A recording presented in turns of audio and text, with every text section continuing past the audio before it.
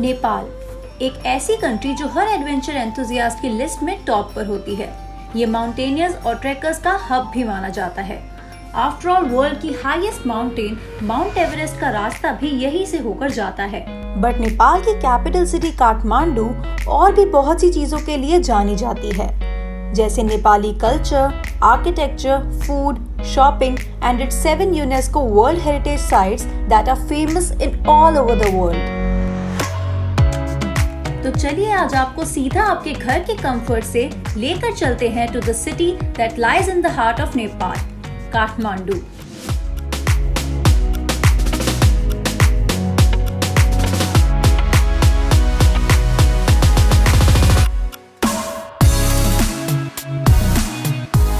शुरुआत करते हैं काठमांडू दरबार स्क्वायर से, which is one of UNESCO's world heritage sites. ये ओल्ड टाउन में है जहां एक जमाने में the royal king was crowned और यहीं से ही used to rule the country. Kathmandu Durbar square Kathmandu का सबसे इम्पोर्टेंट लैंडमार्क है और ये काठमांडू वैली के 3 सबसे फेमस दरबार स्क्वायर्स में से भी एक है, जिसका आर्किटेक्चर इज वर्थ सीइंग। दो 2015 नेपाल अर्थक्वेक के बाद ये दरबार स्क्वायर भी काफी डैमेज हो गया था और इसलिए इसे फिर से रीबिल्ड करने का काम चल रहा है। एंड वी जस्ट होप कि हम यहाँ जल्दी जा सके। दरबार स्क्वायर के पास ही एक बहुत ही खूबसूरत रेड ब्रिक से बनी 3 स्टोरी बिल्डिंग दिखती है, which is called Kumari Bahal. Locals ने बताया कि यहाँ कुमारी देवी यानी इस टाउन की लिविंग गॉडेस रहती हैं, who is just 9 years old, जो अक्सर अपने दर्शन देने सुबह 9 से 11 बजे के बीच बाहर आती हैं। कुमारी बहल में कुमारी चौक भी है, जिसमें काफी बड़ा और सुंदर कोर्टयार्ड है, जिसको स्पेशली देखने के लिए टूरिस्ट यहाँ अक्सर आते हैं। Now at the south of Kathmandu Darbar Square, एक काफी famous Old Fleet Street है, which is also called the Hippie Street. Earlier, it used to refer to the hippie trail culture of 1960s and 1970s. But कुछ legal issues की वजह से अब यहाँ कई souvenir shops, restaurants और shopping centers ही रह गए हैं।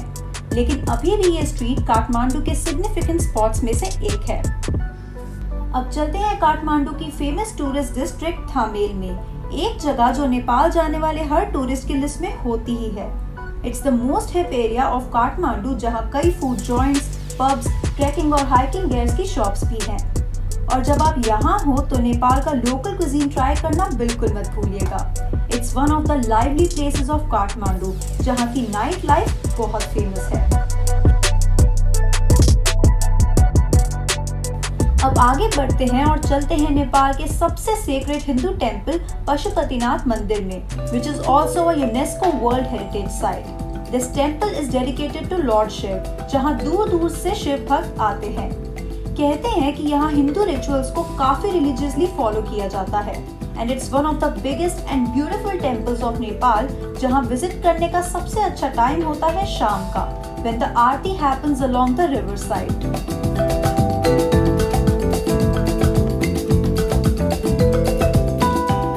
अब जब मंदिर विजिट कर ही लिया है तो चलते हैं to the largest stupa in Nepal, the Boudhanath stupa, which is located in Mini Tibet and is also a UNESCO World Heritage Site. इससे ज्यादा पॉजिटिव और पीसफुल जगह मेडिटेशन करने के लिए पूरे काठमांडू में है ही नहीं। It's one of the significant religious places जहां आपको कई नेपाली और तिब्बतन बुद्धिस्ट दिखेंगे। And once here, make sure to wander around its beautiful complex, which is a treat for the eyes and soul.